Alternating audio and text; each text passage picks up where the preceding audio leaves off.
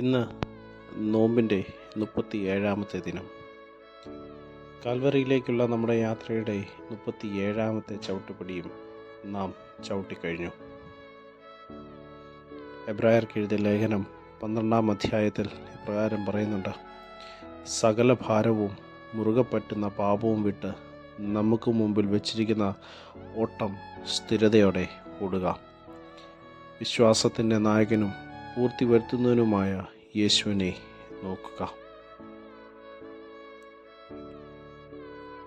എബ്രായ ലേഖനത്തിൻ്റെ രചയിതാവ് ആരെന്നതിനെക്കുറിച്ച് അഭിപ്രായ ഭിന്നതകളുണ്ടെങ്കിലും ഇത് മനോഹരമായ ഒരു പ്രാക്സിസ് ഓറിയൻറ്റഡ് ലെറ്റർ എന്നതിൽ ഒരു തർക്കവുമില്ല. ലേഖകൻ വിശ്വാസയാത്രയ്ക്ക് ഒരു ഓട്ടക്കാരൻ്റെ പരിവേഷം ചാർത്തി ഉപമിച്ചിരിക്കുകയാണ്. കൂടാതെ ഓട്ടക്കളത്തിൽ വിജയിക്കാൻ ആവശ്യമായ മാനദണ്ഡങ്ങളും ചേർത്തിരിക്കുന്നു. സകല ഭാരവും പാപവും ഇറക്കി വയ്ക്കുക. മത്സരാർത്ഥിക്ക് നിശ്ചയിക്കപ്പെട്ടതായ ഒരു ട്രാക്കുണ്ട്. ഫിനിഷിംഗ് പോയിന്റ് എത്തുവാൻ എളുപ്പവഴികൾ ഉപയോഗിക്കാൻ സാധ്യമല്ല. അതിനാൽ മത്സരാർത്ഥിക്ക് ശാരീരികവും മാനസികവും അതുപോലെ വസ്ത്രധാരണ രീതിയിലും സൂക്ഷ്മമായ തയ്യാറെടുപ്പ് അത്യന്താപേക്ഷിതമാണ്. എന്നാൽ ഇന്ന് ഓട്ടക്കളത്തിൽ ഇറങ്ങുന്ന പലരും വിവിധ കുറുക്കുവഴികൾ സ്വീകരിക്കുന്നു. ഒരു വെടിക്ക് 2 പക്ഷി എന്നുള്ളതായ പഴയ വേട്ടക്കാരൻ്റെ മനസ്സുമായാണ് ഇറങ്ങുന്നത്. സ്ഥിരതയോടെ ഓടുക. ഓട്ടക്കളത്തിൽ ഇറങ്ങിയാൽ പിന്നെ ലക്ഷ്യം നോക്കി സ്ഥിരതയോടെ ഓടുകയാണ് പ്രധാനം.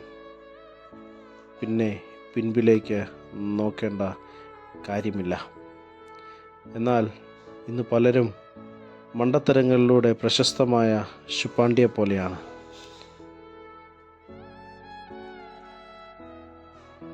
നാം എപ്രകാരമാണ് ഓടുന്നത് എന്ന് ചിന്തിക്കുക. നോമ്പ് ആത്മപരിശോധനയുടെ ദിനങ്ങളാക്കി മാറ്റുവാൻ ഇടവരണം.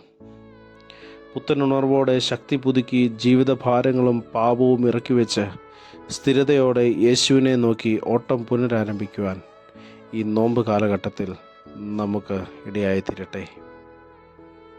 വെല്ലുവിളികൾ ഉയർത്തുന്ന സാക്ഷികളാകുവാൻ ദൈവം നമ്മെ ശക്തീകരിക്കട്ടെ.